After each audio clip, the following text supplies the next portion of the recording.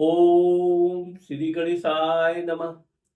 देवियों, मैं राघवराम मिश्रा आप लोगों का अपने इस YouTube चैनल आप और आपका भविष्य कार्यक्रम में एक बार पुनः स्वागत करता हूं।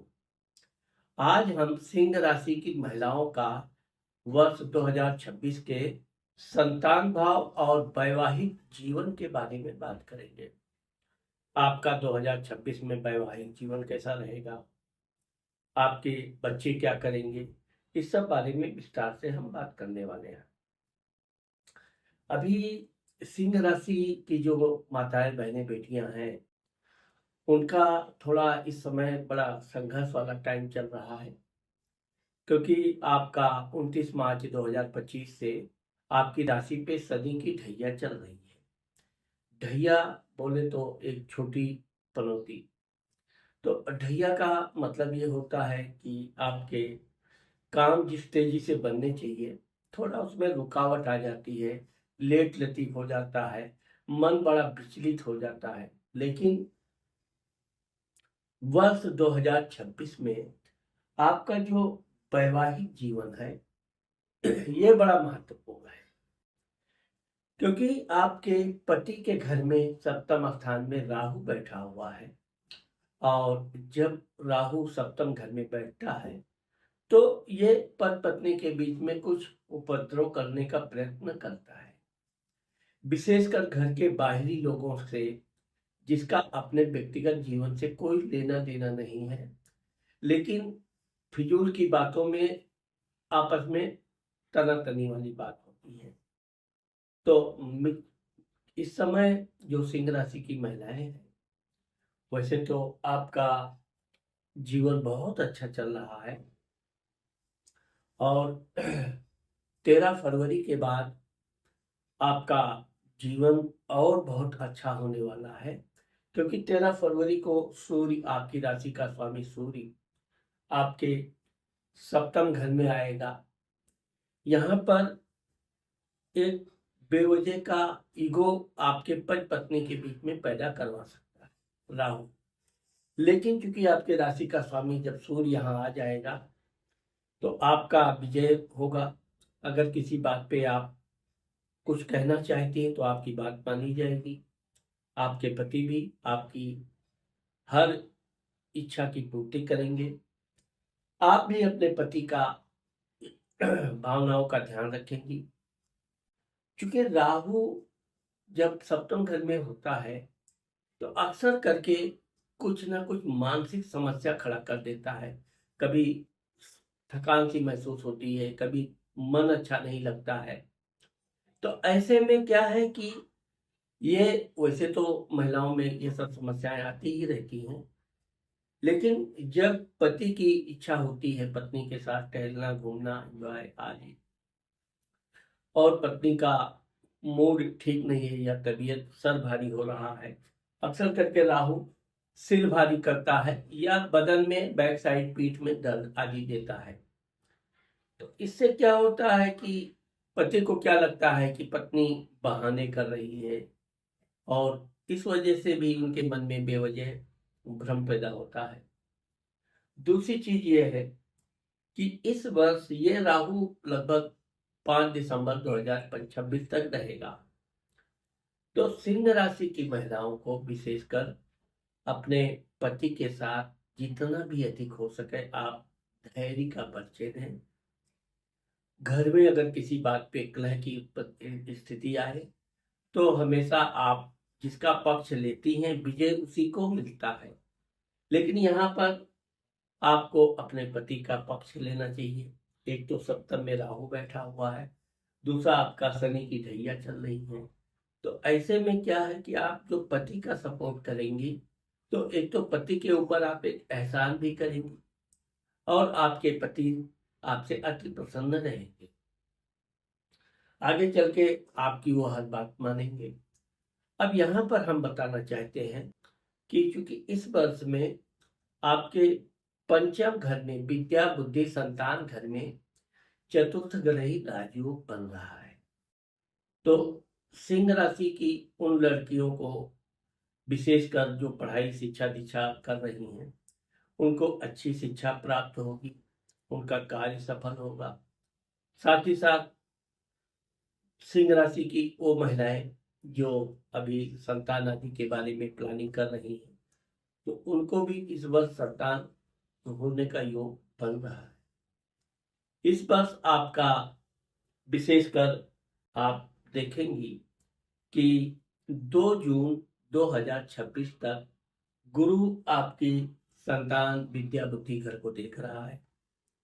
गुरु की दृष्टि बहुत प्रभावशाली होती है। तो अगर आप संतान के लिए कोई प्लानिंग कर रही हैं तो आप 14 जनवरी के बाद कभी भी कर दिए, कभी भी आपको शुभ समाचार आ सकता है। लेकिन अगर आपके बच्चे पढ़ाई लिखाई कर रहे हैं और इस दौरान आपके बच्चे अच्छे नंबर से पास होंगे, खुशखबरी भी लाएंगे, टीचरों का शाबाशी भी लाएंगे, तो इस तरह से सिंह राशि की महिलाओं के जहाँ संतान भाव है वो बहुत ही अच्छा है। आप देखोगे कि संतान भाव में बच्चे आपके अच्छे नंबर तो लाएंगे ही, खेलकूद में भी अव्वल रहेंगे, अपने का अधूरे कार्य होमवर्क वगैरह खूब जल्दी जल्दी पूरा करेंगे। तो यहाँ पर सिंह राशि की महिलाओं को जहाँ अपने बच्चों को प्रोत्साहित करना चाहिए आगे बढ़ने के लिए, वो क्या बनना चाहते हैं, वहीं आपको इस बात का भी ध्यान रखना चाहिए कि अगर कहीं आपके बच्चे बड़े हो गए हैं, नौकरी आदि के लिए तलाश कर रहे हैं, तो यह समय 2 जून तक आपके लिए बहुत अच्छा है। आपके बच्चे अच्छे नंबर से परीक्षा में पास होंगे और अगर वो कहीं नौकरी की तलाश में है तो उनको कामयाबी मिलने का पूरा योग बनता है।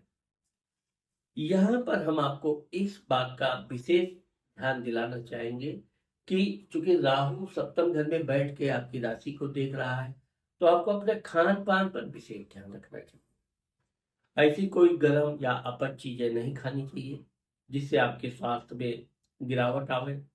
और दूसरा, शनि आपके अष्टम घर में भी बैठा है, आपके पति घर का मालिक होकर। तो जहां भी हो सके आप अपने पति के साथ भरपूर प्रेम प्रसंग बनाइए, उनके साथ एंजॉय कीजिए। उनकी इच्छा है कहीं टहलने घूमने का तो आप टहलने घूमने भी जाइए। आप भी कोई तीर्थ यात्रा आदि का प्लानिंग करें, आप भी तीर्थ यात्रा आदि पर जाएंगी, क्योंकि ये वर्ष आपके लिए बहुत ही अच्छा है। दूसरी, गुरु आपके पति घर को देख रहा है, तो आपके पति पत्नी के बीच में किसी तीसरे व्यक्ति की वजह से कोई विवाद ना हो, इस बात का आपको विशेष ध्यान रखना चाहिए। क्योंकि सिंह राशि की महिलाएं जिद्दी स्वभाव की होती हैं, वो बोलती जरूर कम है, लेकिन जब बोलती हैं तो बहुत ठोस बोलती हैं और करती भी हैं तो बहुत ठोस कदम उठाती हैं। इसलिए यहाँ पर इस बात का ध्यान रखना चाहिए। वैसे तो ये गुरु आपके भाई बहनों को भी अच्छा सहयोग दे रहा है, लेकिन आपके बच्चों के मामले में ये वर्ष बहुत अच्छा और उत्तम है। 2 जून को गुरु जब उच्च का होकर आपके 12वें घर में जाएगा, तब भी आपके बच्चे अच्छे नंबर से पास होंगे। थोड़ा खेल कूद में उनका मन अधिक लगेगा, लेकिन आप अपने बच्चों को पूरी तरह से पढ़ाई लिखाई पे संलग्न रखेंगी। इसका आप ध्यान भी रखती हैं, इस साल भी आप ध्यान रखेंगी। हाँ, यहाँ पर इस बात का ध्यान रखना जरूरी है आपको कि आपको सूर्य भगवान को रोज जल देना बहुत जरूरी है। और अगर आप शनि चालीसा पढ़ती हैं तो अच्छी बात है, नहीं तो हनुमान चालीसा का पाठ आपको प्रतिदिन करना चाहिए। हनुमान चालीसा का पाठ खाली 2-3 मिनट लगता है, आप कंठस्थ हो गया तो आप आराम से पढ़ के और जो भी है आप अपनी दैनिक क्रिया में पूजा पाठ करते रहिए। इससे शनि की ढैया का विशेष दुष्प्रभाव आपको नहीं पड़ेगा और आप जो भी कार्य करेंगी उसमें आपको सफलता मिलेगी। अभी मैं सिंह राशि की महिलाओं को ये बताना चाहता हूँ कि मेरा ये जो YouTube चैनल है, आपने देखा होगा, पूरे YouTube चैनल में मेरा अकेला ऐसा है जो महिलाओं के लिए मैं स्पेशल वीडियो बनाता हूँ और मुझे माँ बहन बेटियों का इतना अच्छा रिस्पांस मिलता है कि मैं बहुत प्रसन्न भी होता हूँ। तो आप लोगों से एक रिक्वेस्ट यही है कि अगर अभी तक आपने मेरे चैनल को सब्सक्राइब नहीं किया है तो आप मेरे चैनल को सब्सक्राइब करना, लाइक करना मत भूलिए। साथ ही अगर आपके मन में कोई विचार है तो आप कमेंट पर लिखना मत भूलिए। ये मैं कमेंट पढ़ता हूँ, उसका रिप्लाई भी देता हूँ। साथ ही हम ये भी बताना चाहेंगे कि अगर आपको अपने कुंडली का व्यक्तिगत परामर्श लेना है तो ये मेरा मोबाइल नंबर है, आप इस पे संपर्क करके शुल्क अदा करके कुंडली दिखा सकती हैं। नमस्कार।